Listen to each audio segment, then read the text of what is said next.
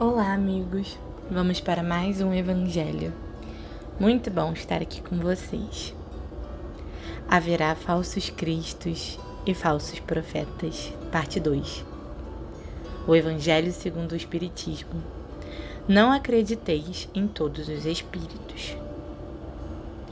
Os fenômenos espíritas, ao contrário de autorizar os falsos cristos e os falsos profetas, como algumas pessoas gostam de dizer, vem dar-lhes o golpe fatal.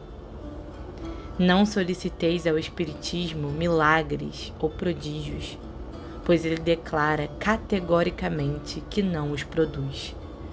Tal como a física, a química, a astronomia e a geologia vieram revelar as leis do mundo material, o Espiritismo vem revelar outras leis desconhecidas, que regem as relações entre o mundo físico e o mundo espiritual, e que, da mesma forma que as leis científicas, são igualmente leis da natureza. Ao dar uma explicação para determinada categoria de fenômenos até então incompreendidos, o Espiritismo acaba com o que ainda permanecia no âmbito prodigioso. Portanto, aqueles que se sentissem tentados a explorar esse fenômeno em benefício próprio, fazendo-se passar por enviados de Deus, não conseguiriam enganar os crédulos por muito tempo, e logo seriam desmascarados. Aliás, tal como foi dito, esses fenômenos por si só nada provam, pois a missão se prova por efeitos morais, o que não é dado a qualquer um produzir.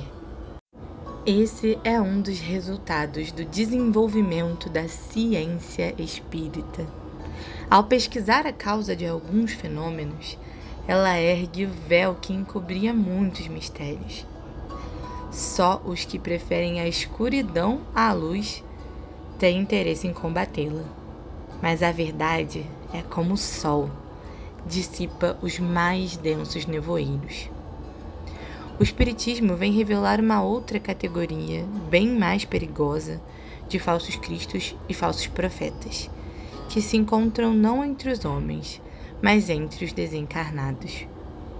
É a categoria dos espíritos mistificadores, hipócritas, orgulhosos e falsos sábios, que passaram da terra para a erraticidade e se disfarçam com nomes veneráveis para tentar fazer com que suas ideias sejam aceitas, mesmo sendo elas muitas vezes as mais extravagantes e absurdas. Antes que as relações mediúnicas fossem conhecidas, eles atuavam de forma menos ostensiva, pela inspiração, pela mediunidade inconsciente, auditiva ou psicofônica. É considerável a quantidade dos que, em diversas épocas, mas principalmente nesses últimos tempos, fizeram-se passar por alguns dos antigos profetas, pelo Cristo, por Maria, mãe de Jesus e até mesmo por Deus. O apóstolo João alerta-nos sobre eles, quando diz: Meus bem-amados, não creiais em todos os espíritos. Antes, provai se são espíritos de Deus, pois muitos falsos profetas surgirão no mundo. O Espiritismo oferece os meios para colocá-los à prova, ao indicar os atributos pelos quais se reconhecem os bons espíritos, atributos sempre morais e nunca materiais. É para distinguir os bons dos maus espíritos que se podem aplicar principalmente as seguintes palavras de Jesus. Reconhece-se a qualidade da árvore por seus frutos.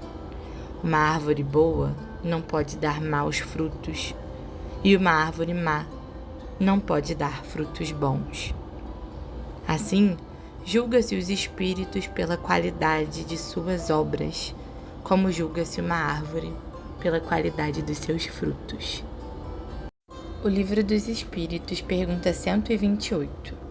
Os seres a quem chamamos de anjos, arcanjos, serafins, formam uma categoria especial de natureza diferente da dos outros espíritos? Não. São os espíritos puros, os que estão no grau mais elevado da escala e reúnem todas as perfeições. Geralmente, a palavra anjo desperta a ideia de perfeição moral. No entanto, muitas vezes é aplicada a todos os seres, bons e maus, que não fazem parte da humanidade. Diz-se anjo bom e anjo mau, anjo de luz e anjo das trevas. Nesse caso, anjo é sinônimo de espírito. Aqui tomamos o termo em sua acepção favorável. Pergunta 129. Os anjos percorreram todos os graus? Percorreram todos os graus, mas, como já dissemos, uns aceitaram sua missão sem reclamar e chegaram mais depressa, e outros levaram um tempo a mais ou a menos para atingir a perfeição. Pergunta 130.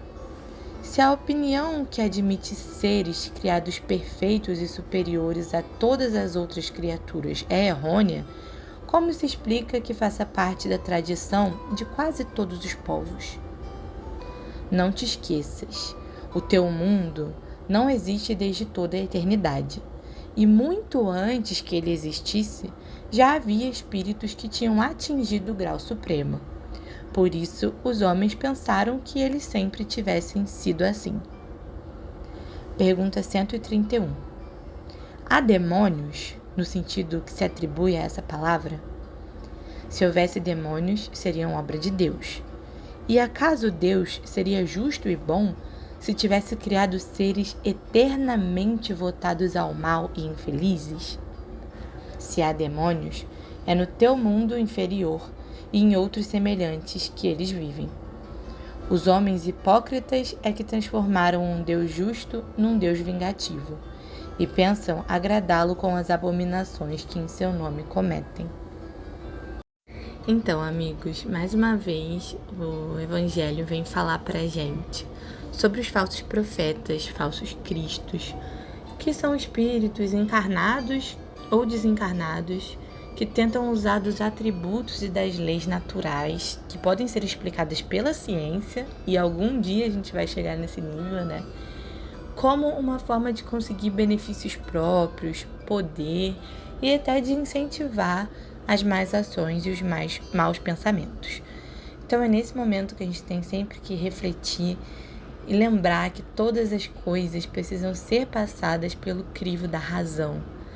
E que a razão espírita nos diz que os bons espíritos, aqueles que devemos seguir as ideias, são os que possuem atributos morais.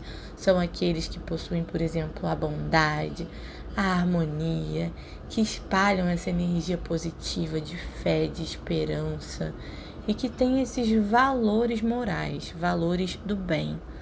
E não por aqueles que conseguem simplesmente ostentar fenômenos, porque os fenômenos eles podem ser usados tanto para o bem quanto para o mal. E daí vem no Livro dos Espíritos algumas perguntas muito interessantes. E isso de se existem seres que já nascem perfeitos ou demônios fadados para sempre ao mal e para a infelicidade é uma coisa que sempre me gerou muito questionamento, né? E a doutrina espírita ela vem explicar brilhantemente que todos nós temos a mesma essência, a mesma natureza, o mesmo ponto de partida. E a gente só se difere pela forma como a gente aceita os nossos desafios, a forma como a gente encara e leva a nossa vida, que vai fazer a gente chegar mais rápido ou mais devagar à perfeição, que é o destino de todos. Isso tira aquela ideia de predestinação, de que você nasceu para ser bom ou ser mal, ou aquela ideia de controle sobre a própria vida porque existe um tipo de demônio que influencia e decide as suas ações por você.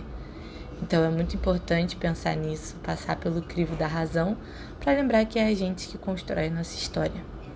Então é isso, amigos. Até o próximo Evangelho. Um abraço.